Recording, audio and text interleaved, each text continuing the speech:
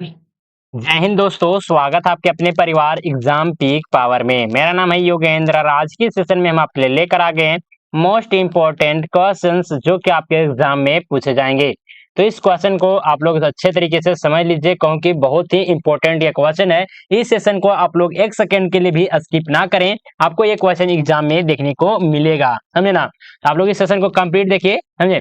और अभी तक आप लोग इस सेशन को लाइक नहीं किए हैं तो पहले तो सेशन को लाइक कीजिए, अपने दोस्तों के साथ शेयर कीजिए और चैनल को सब्सक्राइब करके बेल आइकन को ऑल पर प्रेस कर दीजिए ताकि आने वाले जितने भी सारे इंपॉर्टेंट क्वेश्चंस का वीडियो हो सबसे पहले आप तक पहुंच सके। और मैं बता दूं आपको सेमेस्टर 1 से लेकर सेमेस्टर 8 तक यहाँ पे कंप्लीट तैयारी करवाया जाएगा, तो चैनल को सब्सक्राइब करना बिल्कुल भी मत भूलिएगा, समझे। और इस पेपर का बहुत सारे सेशन जो कि पिछले में करवा चुका हूं, उन सारे सेशन को अभी तक आप लोग नहीं देखे हैं तो इसी वीडियो के डिस्क्रिप्शन बॉक्स में आपको प्लेलिस्ट का लिंक मिल जाएगा, वहां से जाकर आप लोग सीक्वेंस वाइज देख सकते हैं। और साथ ही साथ अगर कोई भी स्टूडेंट को अगर पेड पीडीएफ अगर परचेज करना होगा तो आप लोग इस नंबर पे कांटेक्ट कर सकते हैं, जो कि नंबर है 9430702606। आप लोग इस नंबर पे व्हाट्सएप मैसेज के जरिए हमसे कांटेक्ट कर सकते हैं पेड पीडीएफ से रिगार्डिंग। और साथ ही साथ अगर कोई भी डाउट होता है तब पर भी आप इस नंबर पे मैसेज कर सकते हैं। और अगर आपको व्हाट्सएप ग्रुप में ज्वाइन करना होगा तो आप भी आप इस नंबर पर मैसेज कर सकते हैं ताकि अगर आपको भविष्य में कोई भी अगर डाउट होता है तो आप हमसे साझा कर सकते हैं व्हाट्सएप ग्रुप के माध्यम से। और जो भी स्टूडेंट टेलीग्राम चैनल को ज्वाइन नहीं किए हैं तो टेलीग्राम चैनल को भी ज्वाइन कर लीजिए, इसी वीडियो के डिस्क्रिप्शन बॉक्स में टेलीग्राम चैनल का लिंक मिल जाएगा, वहां पे आपको क्लास रिलेटेड एग्जाम से रिलेटेड सभी के सभी अपडेट दिए जाते हैं सबसे पहले। तो चलिए देखते हैं क्वेश्चन में पूछा क्या जा रहा है।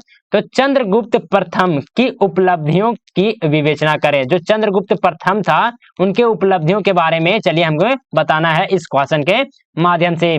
तो चलिए इसका उत्तर हम लोग देखेंगे और आप लोग प्रयास कीजिएगा किसी तरह से पॉइंट बाय पॉइंट आप लोग उत्तर लिखे आंसर शीट में भी।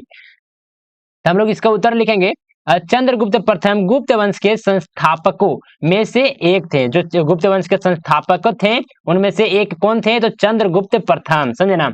और उनके शासन काल को गुप्त साम्राज्य के उत्कर्ष की नींव माना जाता था। कहने का मतलब है जो चंद्रगुप्त प्रथम थे उनके जो शासन काल था, उनके शासन काल को जो गुप्त वंश के उत्कर्ष यानी कि जो उनके विकास था गुप्त वंश का, उसकी नींव माना जाता है। उन्होंने अपने शासन काल लगभग 320 से 335 ईस्वी में कई महत्वपूर्ण उपलब्धियां हासिल की है, जिन्होंने गुप्त साम्राज्य को भारतीय इतिहास का एक महत्वपूर्ण अध्याय बना दिया। उनकी प्रमुख उपलब्धियां की विवेचना निम्नलिखित है। तो चलिए देखते हैं इसके एक एक पॉइंट को, जो जो इंपॉर्टेंट पॉइंट आता है उस पॉइंट को, समझे। तो साम्राज्य का विस्तार और एकीकरण, साम्राज्य का विस्तार और एकीकरण, इसको अगर हम लोग समझेंगे पॉइंट बाय पॉइंट, इसी का ये सब पॉइंट आता है साम्राज्य का विस्तार। सबसे पहले किसको हम लोग देखेंगे, तो साम्राज्य का विस्तार को देखेंगे। चंद्रगुप्त प्रथम ने अपने पूर्वजों के अपेक्षाकृत छोटे राज्य का विस्तार किया, यानी कि जो चंद्रगुप्त प्रथम के जो पूर्वज थे उनके अपेक्षाकृत क्या किए, तो छोटे राज्यों का विस्तार किया, उसे एक शक्तिशाली साम्राज्य में बदल दिया। उन्होंने उत्तरी भारत में महत्वपूर्ण क्षेत्रों पर विजय प्राप्ति की। कौन, तो चंद्रगुप्त प्रथम ने। चलिए आगे आते हैं, अगले पार्ट में आता है लिच्छवी विवाह। लिच्छवी विवाह क्या है, तो चंद्रगुप्त प्रथम ने लिच्छवी कबीले के राजकुमारी कुमार देवी से विवाह किया था। कौन, तो चंद्रगुप्त प्रथम, जिससे उनके राजनीतिक और सामाजिक समर्थन प्राप्त हुआ। यानी कि जब विवाह किया था किस राजकुमारी से, समझे ना, कबीले के राजकुमारी से, जिसका नाम था क्या, तो कुमार देवी नाम था, समझे ना। जब चंद्रगुप्त प्रथम ने विवाह कर लिया उनसे तो जो क्या हुए, तो राजनीतिक और सामाजिक क्या मिला, तो उनको समर्थन प्राप्त किया गया, समझे। यह विवाह ना केवल सामरिक दृष्टि से महत्वपूर्ण था बल्कि इससे उनके राज्य की स्थिरता और समृद्धि भी बढ़ी। चलिए आगे आते हैं, अगले पॉइंट में हम लोग देखेंगे। नेक्स्ट पॉइंट आता है प्रशासनिक और राजनीतिक सुधार। प्रशासनिक और राजनीतिक सुधार किस प्रकार से देखने को मिलता है, तो चलिए इसे भी हम लोग देखते हैं, जिसमें से फर्स्ट पॉइंट आता है सुदृढ़ प्रशासनिक व्यवस्था। इसमें हम लोग देखेंगे चंद्रगुप्त प्रथम ने अपने साम्राज्य में एक सुदृढ़ प्रशासनिक व्यवस्था की स्थापना की। उन्होंने केंद्रीकृत शासन प्रणाली को क्या किया, तो मजबूत किया और स्थानीय शासकों को अपने अधीनता में रखा। यानी कि जो भी उनके साम्राज्य के अगल बगल या फिर जो भी उनके साम्राज्य के जो स्थानीय शासक थे उनको क्या किया, तो अपने अधीन में रखा। समझे। चलिए आगे आते हैं, अगले पॉइंट में हम लोग देखेंगे उत्तराधिकारी की सुनिश्चितता। उत्तराधिकारी की सुनिश्चितता कहने का मतलब है कि चंद्रगुप्त प्रथम ने अपने पुत्र समुद्रगुप्त को उत्तराधिकारी घोषित किया, जिससे सत्ता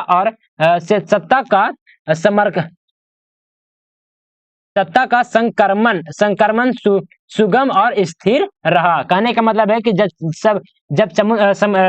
चंद्रगुप्त प्रथम थे तो जो उनका जो पुत्र है, जो कौन था उनका पुत्र, तो समुद्रगुप्त था, जिसको उत्तराधिकारी घोषित कर दिया, जिससे उसका जो सत्ता था वो संक्रमण मतलब कि सुगम रूप से और स्थिर रहा था। समझे ना। चलिए आगे आते हैं, अगले पॉइंट में हम लोग देखेंगे पॉइंट नंबर 3 में सांस्कृतिक और धार्मिक संरक्षण। सांस्कृतिक और धार्मिक संरक्षण किस प्रकार से हुआ था उनके शासनकाल में, तो चलिए उसे भी हम लोग देखते हैं। जिसमें से फर्स्ट पॉइंट आता है धार्मिक सहिष्णुता। धार्मिक सहिष्णुता कहने का मतलब है कि चंद्रगुप्त प्रथम ने विभिन्न धर्मों के प्रति सहिष्णुता दिखाई, यानी कि सभी धर्मों को सम्मान दिया जाता था। समझे ना। सभी लोगों को अपने अपने धर्म मानने की आजादी थी, किसी पर भी कोई भी जोर नहीं दिया जाता था।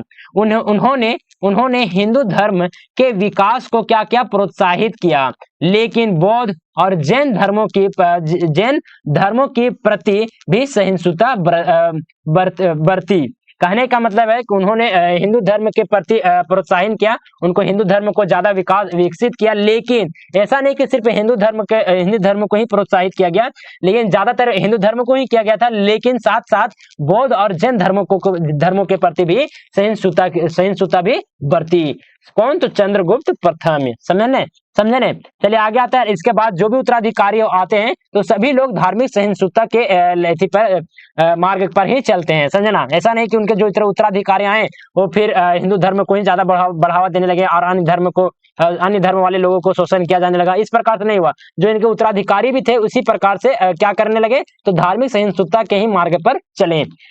चलिए आगे आते हैं, अगले पॉइंट में हम लोग देखेंगे सांस्कृतिक संरक्षण। किस प्रकार से सांस्कृतिक संरक्षण देखने को मिला, तो उन्होंने कला, साहित्य और संस्कृति के संरक्षण और प्रोत्साहन के लिए कई महत्वपूर्ण कदम उठाए। उनके शासन काल में कला संस्कृति का विकास हुआ, जिससे गुप्त काल का स्वर्ण युग प्रारंभ हुआ था। कब, तो चंद्रगुप्त प्रथम के जब शासन काल स्टार्ट हुआ था तो उनके जो द्वारा महत्वपूर्ण कदम उठाए गए थे, जिसमें से क्या थे, तो कला संस्कृति का विकास हुआ, जिससे ही गुप्त काल को स्वर्ण युग प्रारंभ हुआ था, इसी के शासन काल से। चलिए आगे आते हैं, अगले पॉइंट में हम लोग देखेंगे पॉइंट नंबर 4 में सिक्का और मुद्रा। सिक्का और मुद्रा किस प्रकार से था, स्वर्ण मुद्रा। चंद्रगुप्त प्रथम ने स्वर्ण मुद्राओं गुप्त सिक्कों का प्रचलन शुरू किया, जो उनकी आर्थिक समृद्धि और सामरिक शक्ति का प्रतीक थे। इन सिक्कों पर चंद्रगुप्त और कुमार देवी के चित्र उकेरे गए थे। उकेरे कहने का मतलब उसमें छपे हुए थे। और चंद्रगुप्त के पत्नी कौन थे, तो कुमार देवी थे। आप लोग याद रखेगा। और चंद्रगुप्त के पुत्र कौन है, तो समुद्रगुप्त हैं। तो आप लोग इसे भी ध्यान में रखिएगा, जिससे उनकी वैवाहिक गठजोड़ भी पुष्टि होती है। यानी कि इससे क्या पता चलता है कि जो चंद्रगुप्त का जो वैवाहिक गठजोड़ है वो एक मजबूती था, यानी कि वहां पे कुछ भी इन दोनों के बीच में मतभेद नहीं था। समझे। चलिए आगे आते हैं, अगले क्वेश्चन में हम लोग देखेंगे, अगले पॉइंट में हम आ जाता है सिक्कों की गुणवत्ता। सिक्कों की गुणवत्ता किस प्रकार से थी, तो गुप्त सिक्कों जो कि सोना का था, का उच्च गुणवत्ता और कला ने उनके शासन की आर्थिक स्थिरता और समृद्धि को दर्शाया।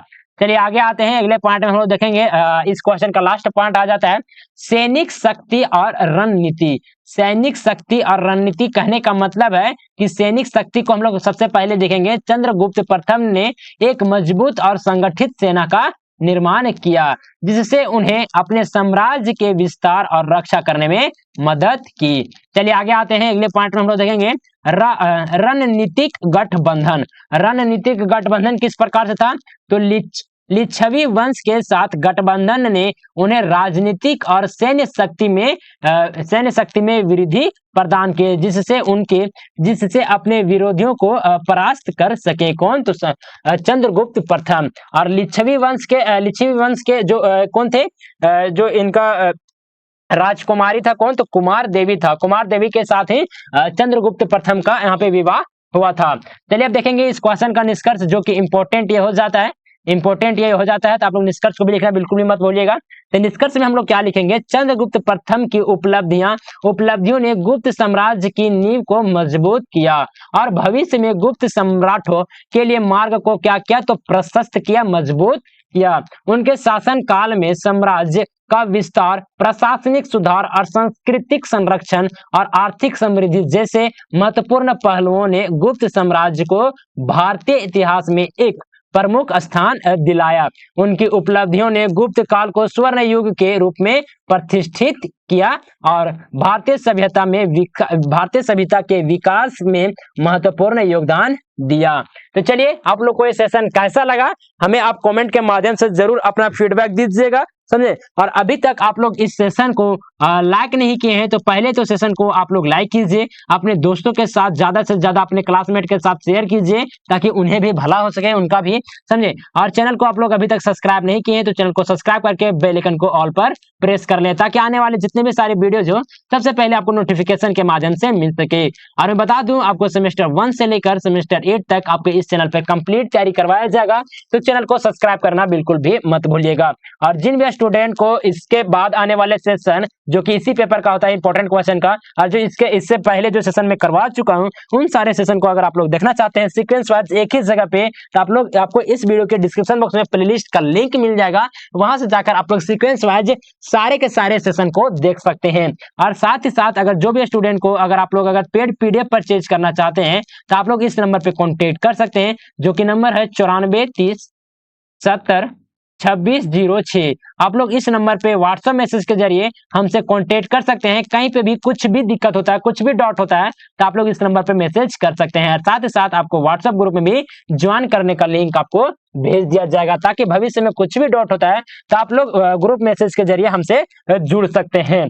और साथ ही साथ आप लोग टेलीग्राम चैनल को अभी तक ज्वाइन नहीं किए हैं तो टेलीग्राम चैनल को भी ज्वाइन कर ले, वहां पे क्लास से रिलेटेड सारे के सारे अपडेट दिए जाते हैं, समझे। एग्जाम से रिलेटेड भी अपडेट दिए जाते हैं, तो टेलीग्राम चैनल को ज्वाइन करना बिल्कुल भी मत भूलिए। इसी वीडियो के डिस्क्रिप्शन बॉक्स में आपको टेलीग्राम चैनल का लिंक मिल जाएगा, और यहाँ पे नंबर भी आपको डिस्क्रिप्शन बॉक्स में मिल जाएगा, तो वहां से भी आप लोग नोट कर सकते हैं। तो चलिए सेशन कहीं पे इंड अप करते हैं, मिलते हैं आप लोग से एक नए सेशन में, तब तक के लिए जय हिंद, वंदे मातरम।